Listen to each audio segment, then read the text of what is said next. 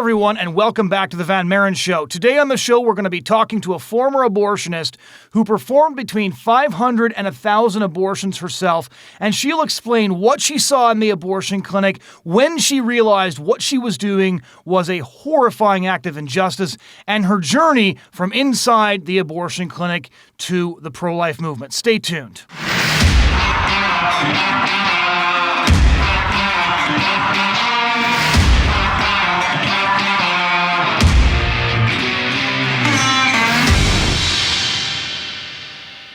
Hello, everyone, and welcome back to the Van Maren Show on LifeSiteNews.com. My name is Jonathon Van Maren, and today we're going to be talking to Dr. Kathy Aultman. Those of you who follow the pro-life movement may have seen her testify on behalf of a wide range of pro-life laws right across the United States. She's testified before Congress because, unlike most people involved in the movement, she has actually seen with her own eyes what abortion actually is, what it does to preborn children, what it does to women. She has seen their body parts lying there on a cold tray. She has seen what abortion does to our entire society. And so she was, I'm so grateful, she was willing to come on the show and share her experience with us because she has, ever since she became pro-life, trying to make up for the past that she was involved with and to share her experience with others. So this is my interview with Dr. Kathy Aultman, a former abortion provider. So maybe just to start off, you can give us a little bit of background on how you ended up in the medical field. Well, I was one of those kids that used to volunteer to clean my dad's fish that he caught so I could open them up and look at their guts. Right. Not too queasy. And then I had my aunt was the first female bioengineer. And when I was in the 4th grade, I went to her lab and decided I wanted to be a scientist. Okay. And then I went up to visit her a couple of summers, and she enrolled me in a program at Roswell Park Hospital or Center, a cancer center program. And I decided that I liked working with people better than working in a lab, and decided I'd be a doctor. So when was the first time you ever heard about abortion? Probably in college. Do you remember what you thought about it when you were first introduced to the topic? I don't think I really thought about it one way or the other. So how did you get from being somebody who had heard about abortion but had never really considered it to somebody who performed abortions and then eventually ended up testifying in front of Congress about why America should make abortion illegal again and protect preborn children in the womb?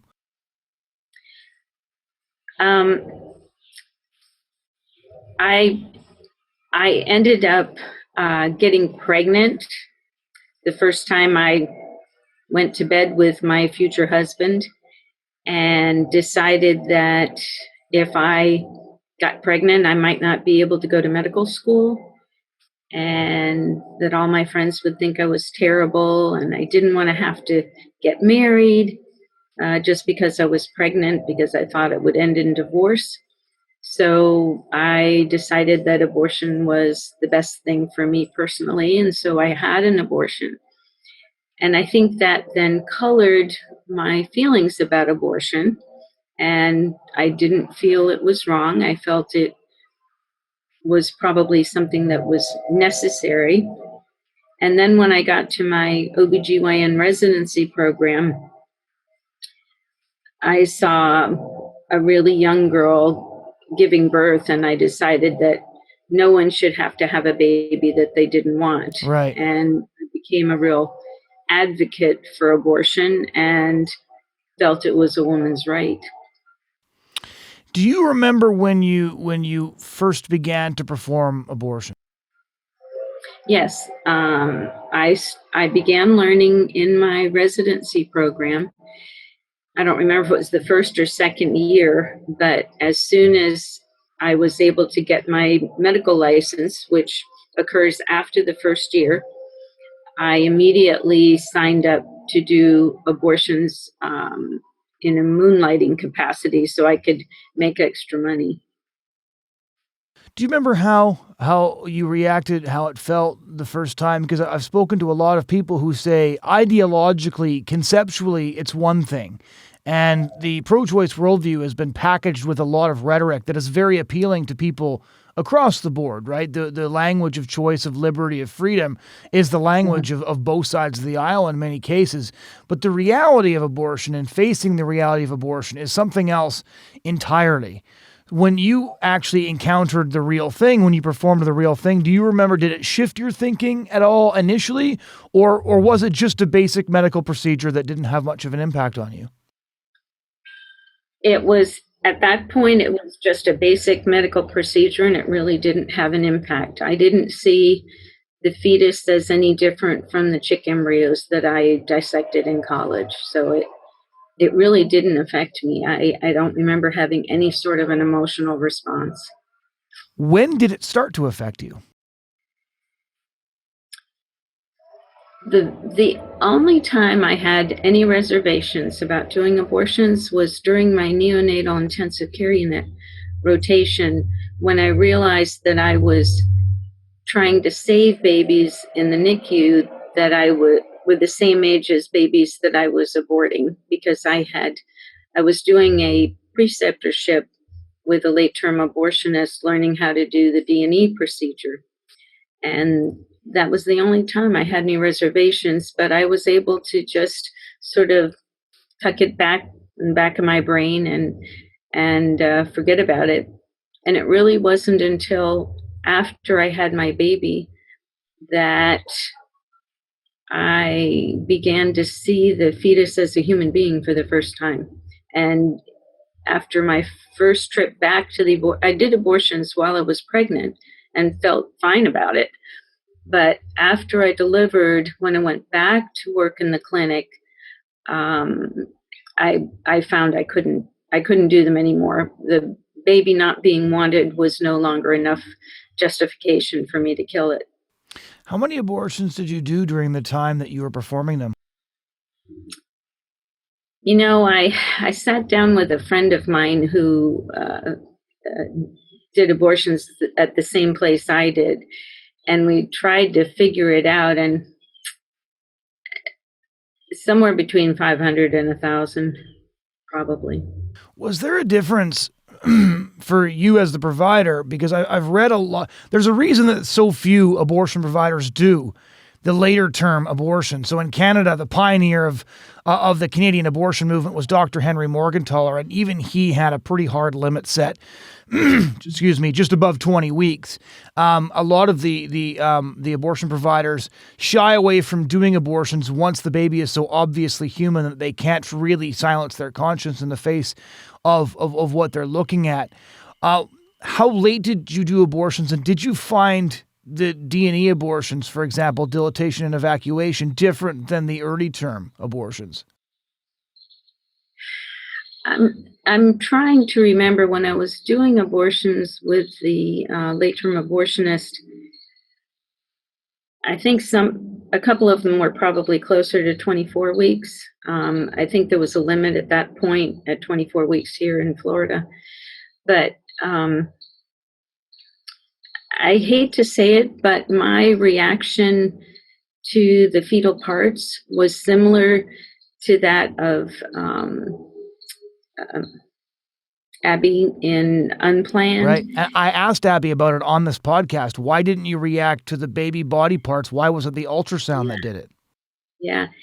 I think I had the same reaction to the body parts that she did, in that I just saw them as fascinating and scientifically interesting. I used to like to send the different organs, fetal organs, to pathology so that I could see what they looked like, what they were made of. Very similar to my interest in, opening up the fish to see what was inside. Right. I don't quite understand that reaction. I think part of it is in medicine, we're taught to compartmentalize because so often we have to hurt patients or do things that other people would find repulsive. Um, and we're taught to just kind of shove that in the corner and get on with it. So one of the things that so many people don't want to discuss, and many people outright deny on the pro-choice side of the fence at the organization, the pro-life organization I work with, we talk to people about abortion all the time. And the one thing people will say, especially when they see abortion victim photography or imagery that shows how gory and horrible abortion actually is, they'll say that there's no way that it actually looks like that. And one of the things that I'll often say in response is not to, defend the veracity of the images, but just ask them to picture the last ultrasound that they saw and then imagine what that baby would look like once the abortion clinic was through with it. What did you see in your work as an abortion provider? Well, it's exactly what the pictures show. I mean, how can it be otherwise? You're tearing this little body limb from limb, so you got arms and legs and faces, and it's exactly what the pictures portray that have been out there. And it's funny, we were in a hearing once, and I had given a fairly graphic description, a very graphic but honest description, and one of the members got upset that we had no decorum, and how could I, be so graphic and the chairman of the committee said, "Well, gosh, if we can't even discuss it, should we be doing them?" Right. If it's too hard to look at, why are we allowing this to happen? Yeah. So when you were working, for example, in the clinic with the late-term abortionist, what is the atmosphere like in an abortion clinic? We've had several former abortion workers on this show. We've talked to Carol Everett. We've talked to Abby Johnson, and everybody has a slightly different answer. And so I'm very curious as to what it was like, especially in a late-term clinic where it's much harder for people to deny what is actually going on. A first trimester abortion, a lot of the people I've talked to who have been involved with them say the baby is so small, unless you're really going through the remains afterwards, it's very difficult to pick out body parts because a suction aspirator essentially reduces the tiny child to bloody slurry at that point. But in a clinic where you're performing late-term abortions, this is totally different because it's very hard for anybody to really deny what's going on. Well, two things. One, actually, the suction curette does not reduce it just to a slurry. If it's maybe 5 or 6 weeks, maybe you won't see the body parts. But almost every other stage, there are definable little feet and hands and arms and legs. So it is, it's there. And the abortionist has to open the sac and make sure the body parts are there to make sure that there will be no residual and infection. But in my particular case, this guy just did abortions as part of his practice. Okay. And basically, when I would go in, the patient would be asleep, and we would do the procedure. So I really don't have many memories of, and certainly it wasn't in a clinic. So, but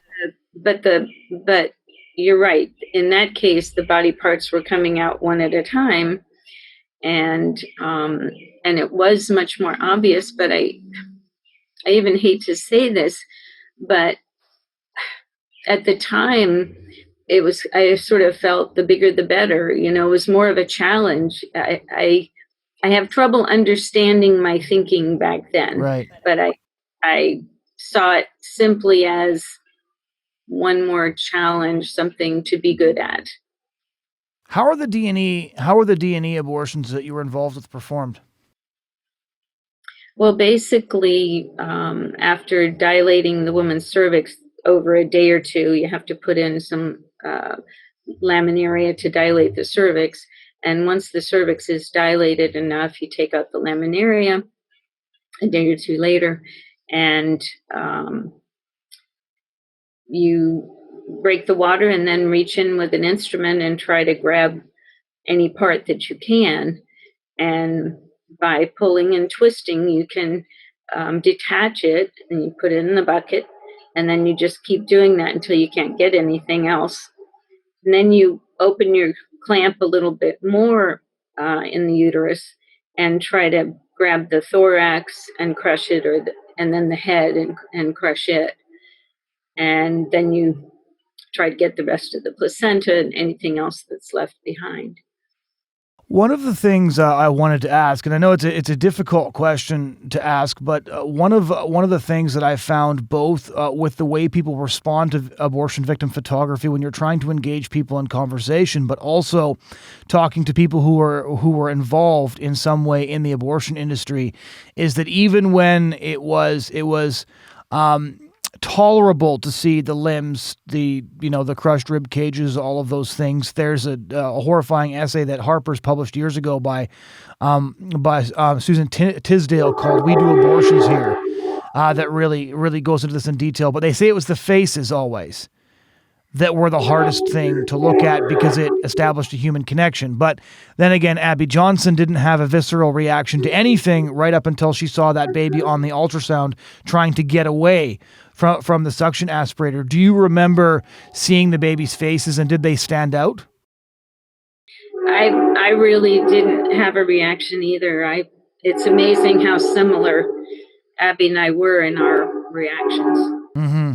Mm-hmm. So looking, and I never saw an abortion on ultrasound. Had I seen it, it might have made a difference. So looking back through the lens of what you know now, and I've read your testimony to Congress and a lot of the things that you've done. Looking back at your experience now, what are the experiences that you had that you think that should have stood out? The things that you look at and say, why did that not affect me at the time?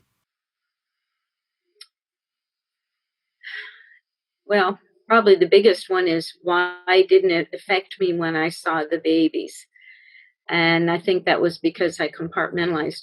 The other thing was that I was so intent on trying to make this actually painful procedure the least painful that I could for my patients.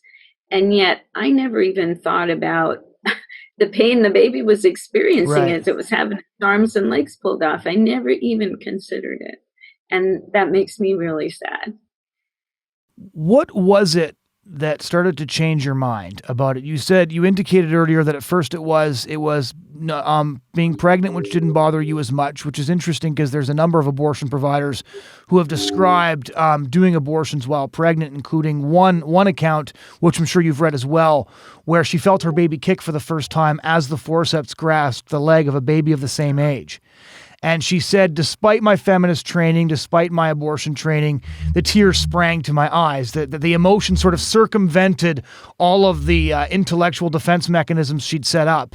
She didn't stop doing abortions, but she wrote about this really raw moment it's kind of grotesque even to consider it. And you said that you did abortions while you were pregnant. It was after your baby was born. Was that the beginning of your recognition that this is something I can't do anymore because this is horrible? Or how did that transformation start to happen? I think I must have made the fetal baby connection when my baby was born, because when I went back to the clinic, I ran into these 3 patients, and when I look at my responses now, I must have been thinking more of that fetus as a baby, because the first patient I saw was a girl that I had done 3 abortions on previously myself, and I hadn't been doing them that long.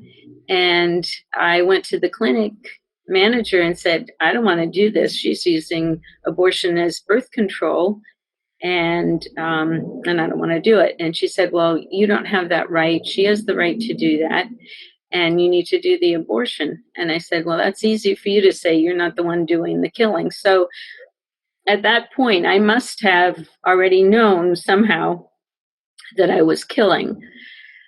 So I did the abortion, tried to get her to take birth control pills, and she refused. Then another patient came in with her girlfriend, and sometimes they would ask to see the tissue. Oh, really? And yeah, and the girlfriend asked her, "Do you want to see the tissue?" And she said, "No, I just want to kill it." And I thought, what did that baby ever do to you? So again, I must have, something inside had changed that I would look at it in that way. Right. And then the third patient was a mother who had 4 children at home and was pregnant. And she and her husband decided they couldn't afford to keep the child. And so she came in for an abortion, and she cried the whole time she was there. And I didn't know until years later why after that patient I could no longer do abortions. I didn't understand until years later when I was testifying, and I think God brought to my mind that it was the apathy and hostility of the first 2 patients contrasted with the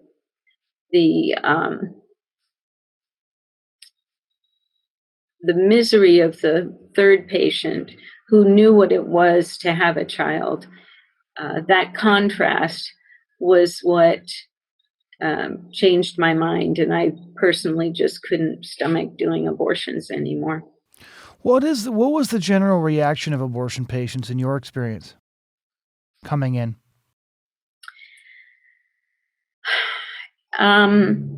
It's funny. I don't have a lot of memory about that. These were mostly young college girls. A lot of the time, it was just kind of help them find a reason. They usually had to have a reason why they were having abortions. So we would say, well, psychologically, isn't this going to injure you psychologically Right. if you have to have this unwanted baby? So we'd come up with a reason. There was sort of a very quick discussion about risks and what was going to happen. And I was just very focused on helping them get through this procedure and make it so it wasn't too painful for them, or as painful as it could be. And I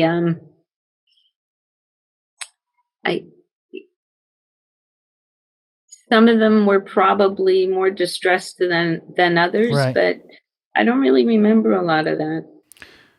Did you ever see any complications to the abortion procedure? I never personally had any significant complications, or at least I didn't know about them, because I basically went in to the clinic, did the abortion, and I left, and I never heard one way or the other. So I could have had complications, but didn't know it. But I did see a lot of complications when I was in my practice, because the local abortion clinic, instead of taking care of their own complications, would just tell them to go to the ER. And where was this clinic? I think it was in Jacksonville or in Orange Park. Right, Florida. Well, there were none in Orange Park. The clinics were all in Jacksonville. But the local OBs all really resented the fact that we had to take care of these patients that were seen at the abortion clinic and then had complications.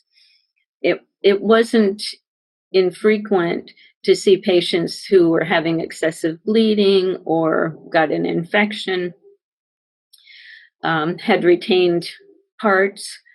The worst complication I didn't actually see myself, but I was on call one night when I heard that the general surgeons had been given a patient who had had her bowel perforated by the abortionist. He actually pulled out a piece of her small bowel. He perforated her uterus. Oh, wow. And pulled out a loop of her small bowel through her vagina. So they sent her straight to the the general surgeons, and I never really heard what happened to her, whether she lived or not.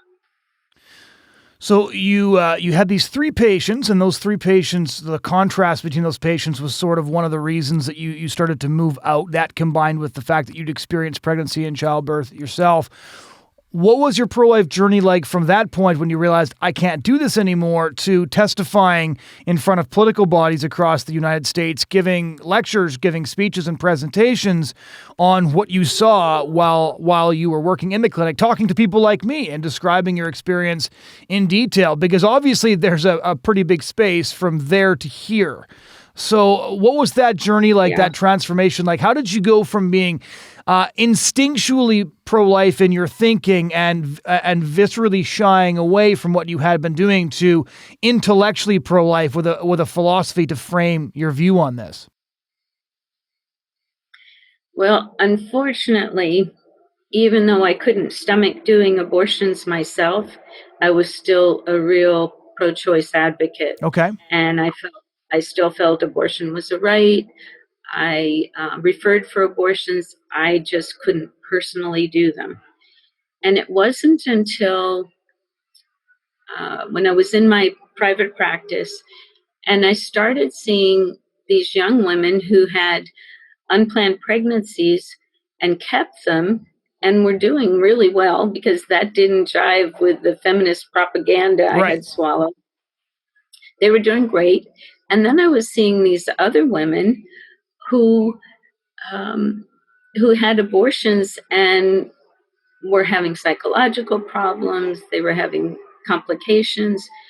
I had one patient who had an abortion at 20 plus weeks, and it was a medical induction type abortion. And she was pretty badly mistreated. They kept her overnight with no call button and no blanket in the clinic, and she was hurting. And then the next morning, they gave her a vaginal tablet, and then when the time came, they just told her to sit on the toilet and pushed. Well, she delivered this 20 plus week baby into the toilet where it drowned. Wow. And she was really psychologically damaged when I saw her. She came to me because of prolonged bleeding that she couldn't deal with. And so that affected me. And then in my church, I saw young women who decided to keep their babies and then watched those babies grow up and realized that these were darling little children. And one of them actually was a Down syndrome baby. And just watching these kids grow up, I began to get more of a feel for who maybe these aborted babies, these kids could have been. Yeah. It wasn't, though, until a friend of mine gave me an article that compared abortion to the Holocaust that I really changed my mind. Really? My father was with the unit that liberated the first concentration camp in World War II. And so I grew up with those stories and pictures. And when I became a doctor, I couldn't understand how the German doctors could do what they did until I read that article, and I thought, yeah, they could do it just like I could kill babies, because we didn't consider them human. They didn't consider the Jews and the other people they mistreated and killed as humans, and I didn't consider fetuses as human. And that was the first time that I saw myself as a mass murderer. And it was right about then that the Ted Bundy case was in the news. And I thought, oh my gosh, I've killed a lot more people than Ted Bundy, but it wasn't illegal.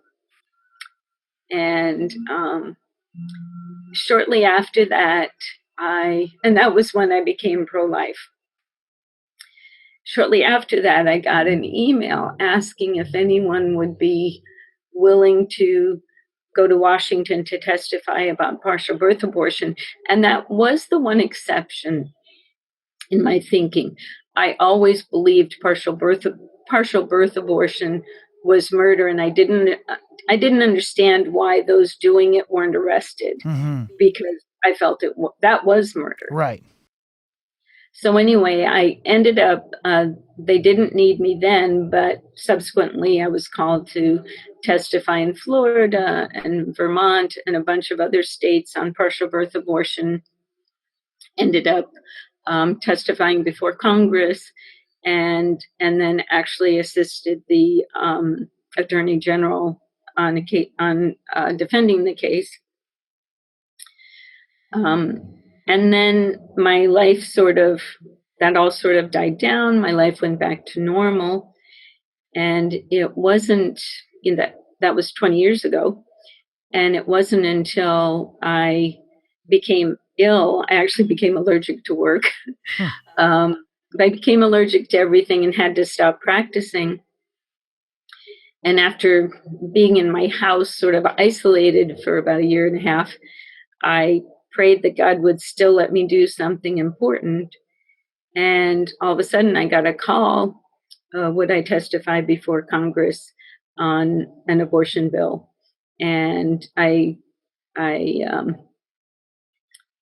said yes, and then it was just one thing after another, and I've testified quite extensively, and I joined the Charlotte Lozier Institute as an associate scholar, which has been a really good thing. So now when you give presentations, lectures, when you're testifying, and you look back at your time in the abortion industry, what is the one thing or one or two things that you wish everybody knew and understood about the abortion industry that they would have if they had seen what you saw?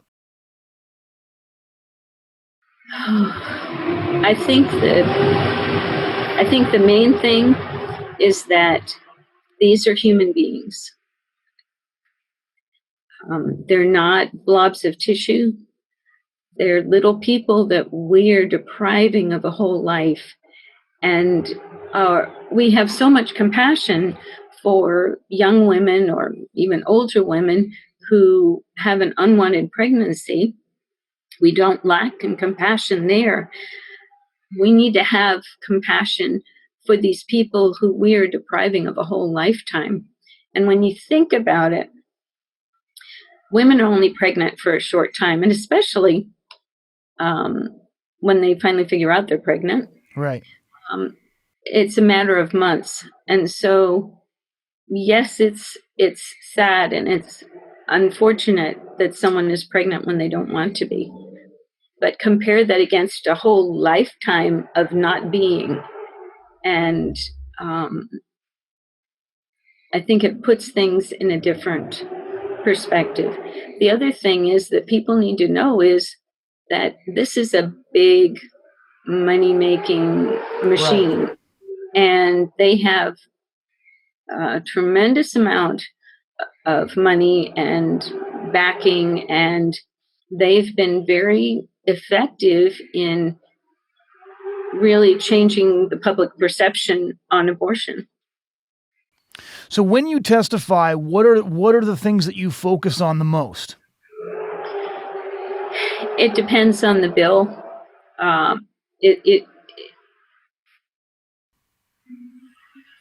Well, I've testified on the heartbeat bill, the dismemberment bill, the pain-capable bill. Those are the main ones. And so I guess, speaking just to the listeners and to the viewers based on your experience, is there any resources you would direct people to? And again, I just really, because you have a very unique experience. There are very few people like you and Abby Johnson and Carol Everett who leave the industry with the memories and the scars and what you experienced and what you saw. And there's a lot of people in the pro-life movement who grew up, believing abortion was wrong since they were very young or had an experience later that changed their perspective on that. And I guess from your experience, besides this fundamental truth that we are talking about a human being and that abortion does almost always come with some form of regret. Even a lot of the most prominent, even Henry Morgentaler here in Canada, who's called the father of abortion rights, admitted he regretted the abortion of his own child. Even the chief abortionist himself admitted regret. But what was it that you saw with your eyes that you wish you could show everybody else? Because if you could, it would change their perspective.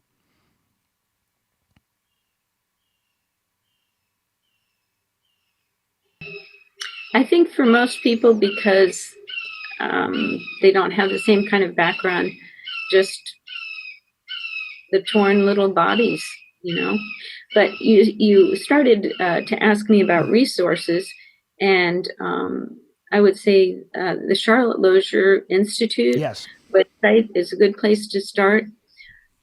Live Action has a lot of really good videos and information. CareNet also, I think it's a good resource.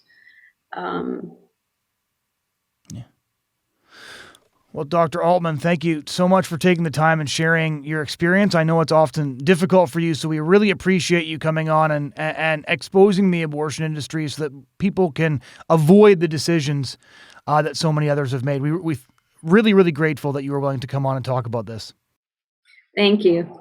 Ladies and gentlemen, that was my interview with Dr. Kathy Aultman, a former abortion provider. Thanks so much for joining us again this week. If you want to check out past shows, you can head over to lifesitenews.com and click on their podcast tab. You can subscribe on YouTube. If you prefer to just listen to the podcast, we're on iTunes, SoundCloud, Pippa, wherever you get your podcasts. Again, thank you so much for joining us this week, and we do hope you'll join us again next week.